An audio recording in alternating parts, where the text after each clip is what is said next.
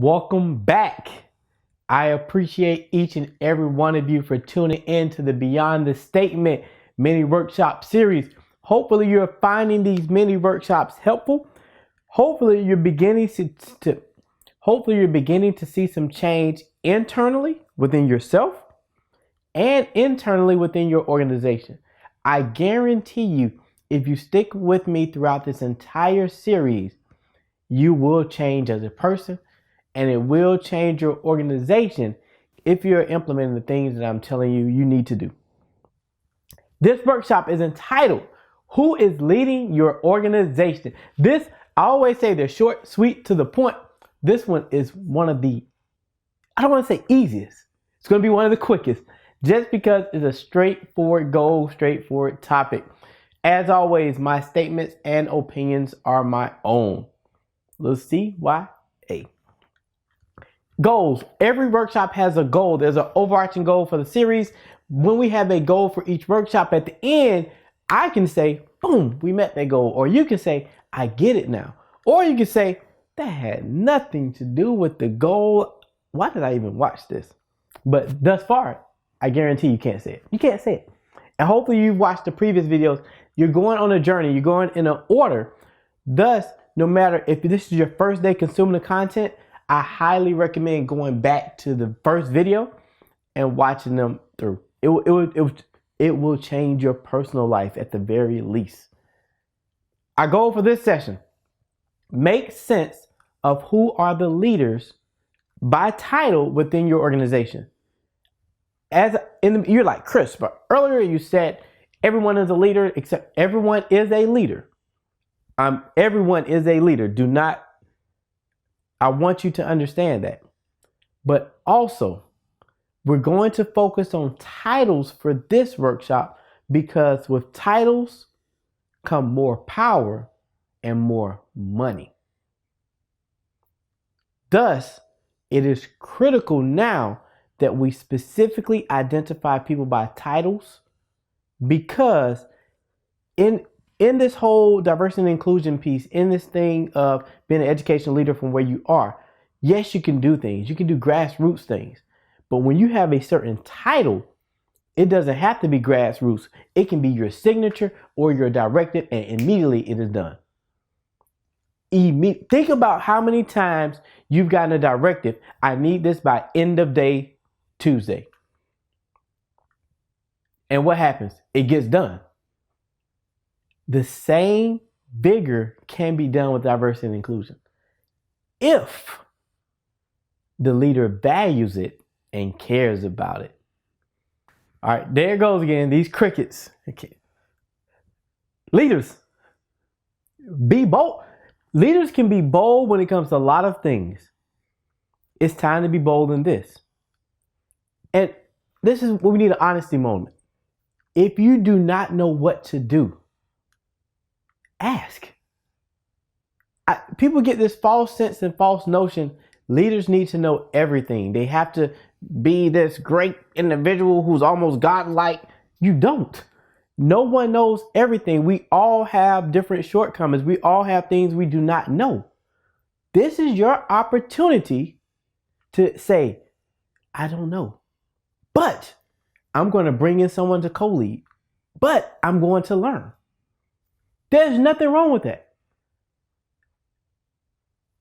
I'm leaving it at that because I deal with so many leaders who try to make these excuses. This is a good time for a quote because when you make excuses, I'm just going to pop the quote up, and Mayor Keisha Lance Bottoms, the mayor of Atlanta, posted this quote. Some of you may know this quote because it's so much deeper. I'm not even going to say the quote. I'm just going to post it. You read it, you internalize it, and we're moving on. Here's the quote. Nothing else needs to be said. Nothing. All right, you're going to have multiple assignments. You have your specific homework, then you just have tasks. Just like a classroom. You know, sometimes you do just classwork. You're going to do some classwork. It's not busy work. What I want you to do is to review the top 8 positions within your organization by title. You're going to have to look at the organizational chart. And I wonder, Does your organization at the top look something like the Brady Bunch? Some places it's going to be all family members. Some places will. But in some places it won't be all family members. It would just look like the same groups of people all over the leadership. Hey, truth hurts. Or for some, it doesn't hurt. For some, the truth hurts. For some, it's like, hey, that's who we are. And we're going to keep it that way. Let me send these text messages so it's not on the email chain that we're going to keep it that way. Keeps getting quiet. Gosh, keeps getting quiet. So here's a challenge. And I challenged an organization recently with this. Again, I don't say the names of the organization, but all right, I'm going to read something. I challenge an organization. Understand with me, Dr. Christopher J. Childs, I do not tell you to do stuff that I don't do. I live and breathe this work. I thought about it like, Chris, you really say a lot of stuff, but you got to make sure you do it. Oh yeah, I do it. Trust me, I get in a lot of trouble with different entities because I do it, but I'm going to hold them accountable. I'm going to hold you accountable because ultimately this whole series is not about you as a leader. It's not. And you're probably like, Chris, well, then what are we watching this for if it's not about me as a leader and getting better? It's about these students. The students we say we care about. If we truly cared about them, we would do better. And if we truly cared about all of them. Someone the other day I posted in regards to districts collaborating more. Someone made a good post. They said, the reason districts, and I'm paraphrasing, the reason districts do not collaborate is because they don't want neighboring district students to do better than theirs. I say, whoa. Then I said, but aren't they all our students? They said, yeah, if they reside within the boundary. That's deep. That's deep. Think about this statement. And I actually put this to a corporation. I'm not going to say the name of who I put it to, but I'm going to read an excerpt from it to make you think about your organization. 53% of students enrolled in K-12 schools identify as students of color, accounting for 27.1 million students. That's true. That's real data. Real data. And of those 27.1 million students, a significant portion will at some point in their K-12 educational experience encounter blanks, organization, or product. However, those 27.1 million students have a 0% chance of obtaining employment at the company within one of the highest ranking positions. Now, some of you are going to say, all right, Chris, we don't make products. We're a school district. In your district, can every child succeed and be prepared to reach the highest level within your district, within your school, within your state, within your organization? Think about that. That's when we care about all students. We want to do right by all students. But can every student reach the highest level within your organization? First, look at, has it been done?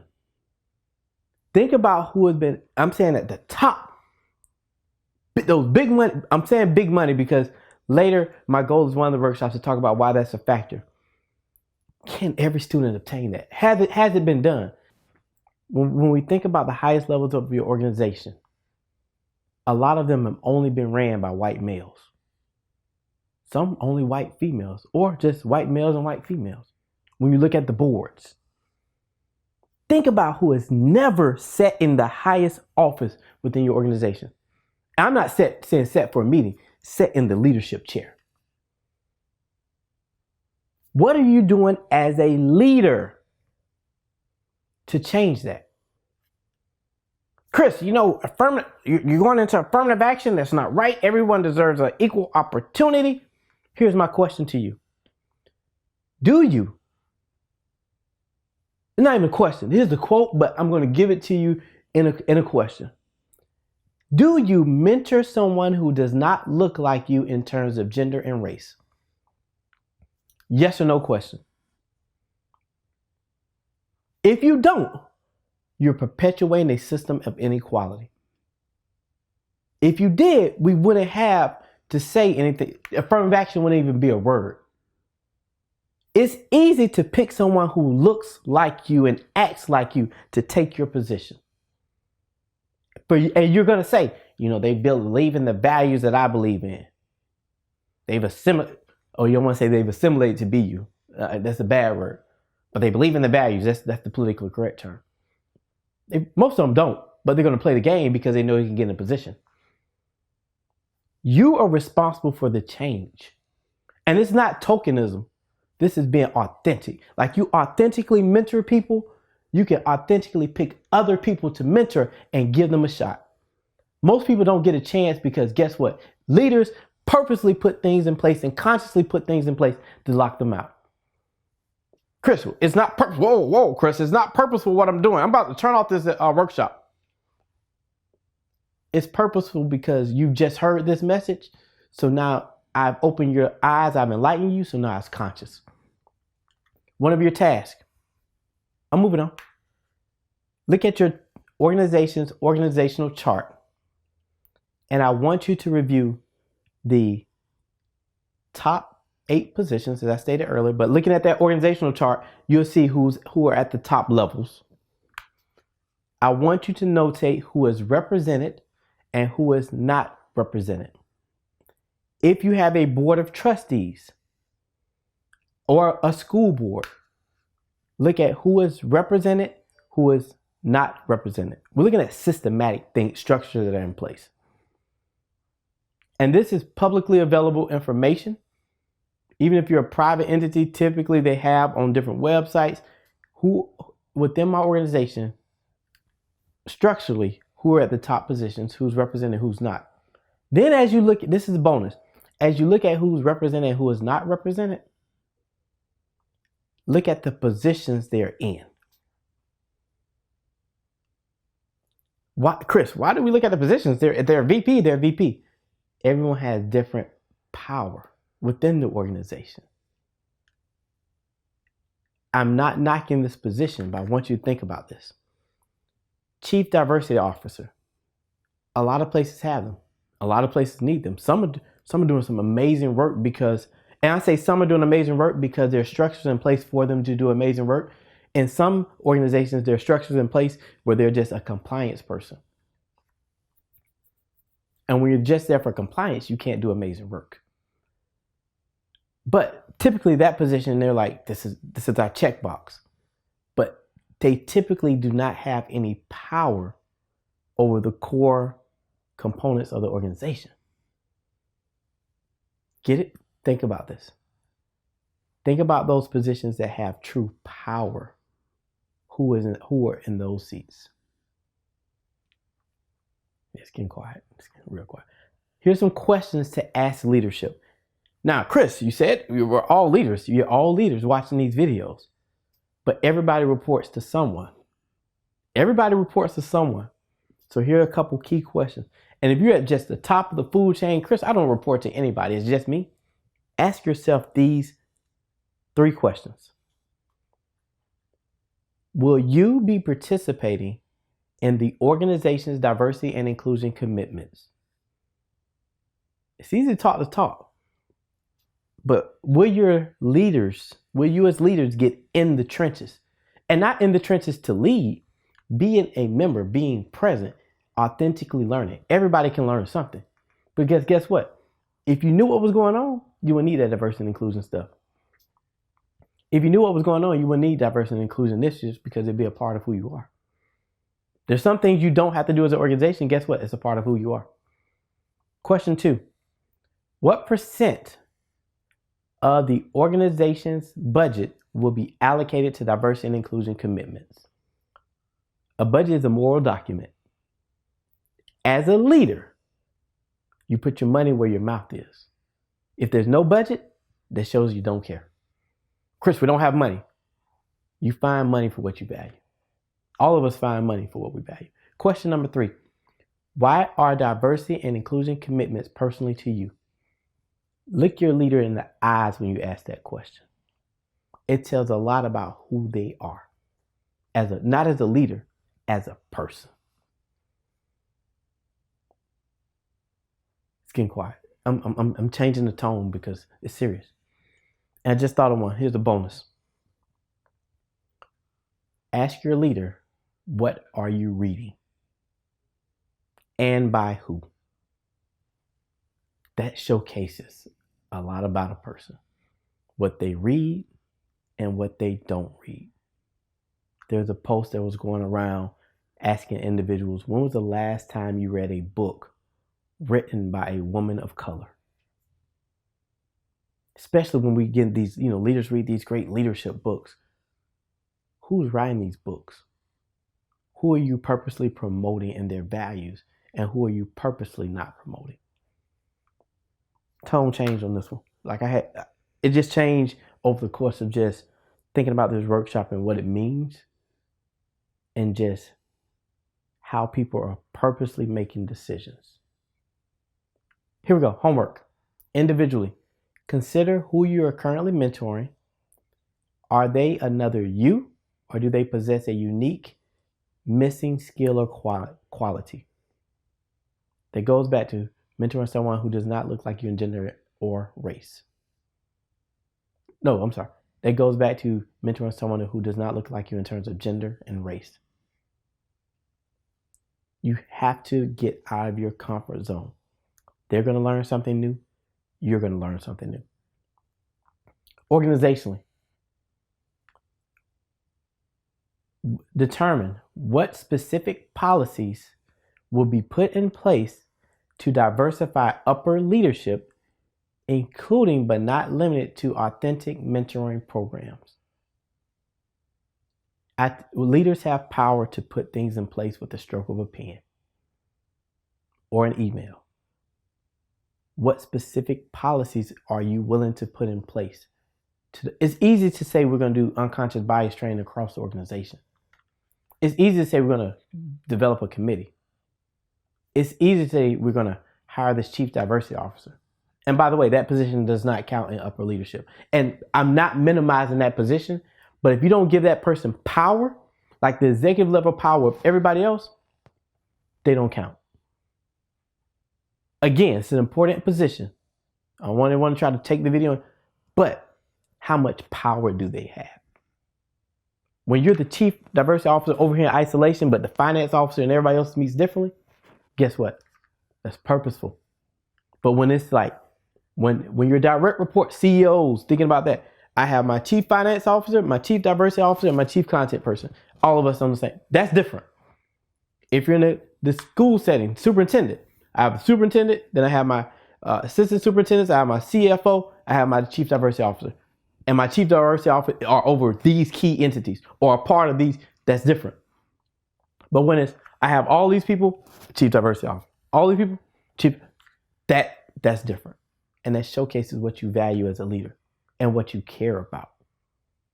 Who is leading your organization? Some of you are going to say, Chris, I'm a small organization. It's just me. I get that.